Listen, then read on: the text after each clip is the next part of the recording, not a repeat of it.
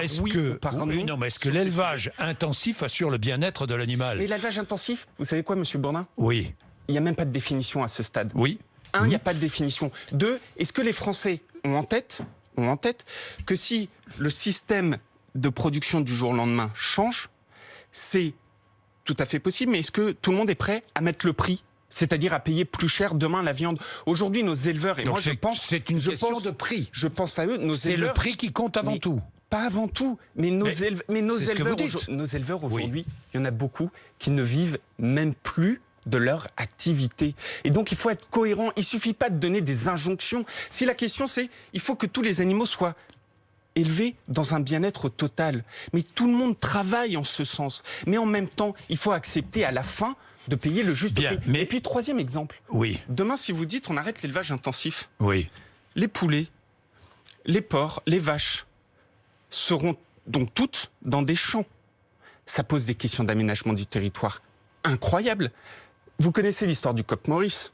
Le coq Maurice, c'est la caricature de la chose. Le coq Maurice, c'est des riverains qui mettent en justice des détenteurs de poules en disant « nous, on ne veut pas de ce bruit-là ».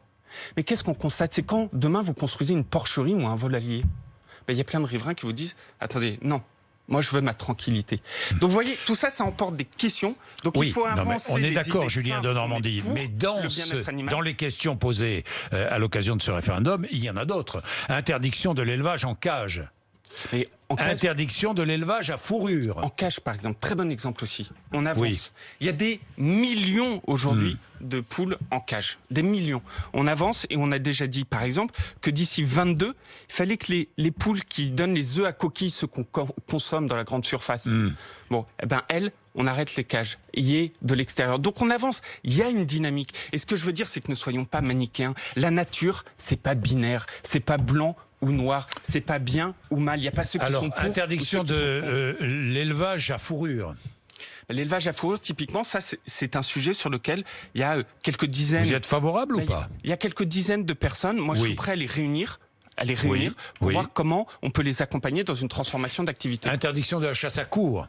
C'est aussi contenu dans ce référendum. Moi, à titre personnel, les chasses traditionnelles, je pense que ça fait partie de notre tradition. Il y en a qui posent problème. La chasse à courre, vous dites non, mais pas d'interdiction. À titre personnel, je pense que ça fait partie d'un certain nombre de traditions. Mais pas, vous prenez la chasse à courre. Oui. Mais regardez les écologistes aujourd'hui qui ne font pas de l'écologie, mais qui font de la politique. Ils disent pas la chasse à courre ou autre. Ils disent la chasse. Ils disent la chasse. Il faut interdire la chasse. Oui. Monsieur Jadot l'a fait. Mais la chasse à la tourterelle, par exemple. Est-ce qu'on doit interdire la chasse à la tourterelle? Ils disent la chasse. Vous savez, moi je suis ingénieur agronome. Je suis ministre de l'Agriculture, mais je sais, ingénieur agronome. C'est quoi le principal problème dans un champ de maïs aujourd'hui? C'est le sanglier. Tous nos concitoyens qui habitent aujourd'hui dans les ruralités, ils le savent très bien.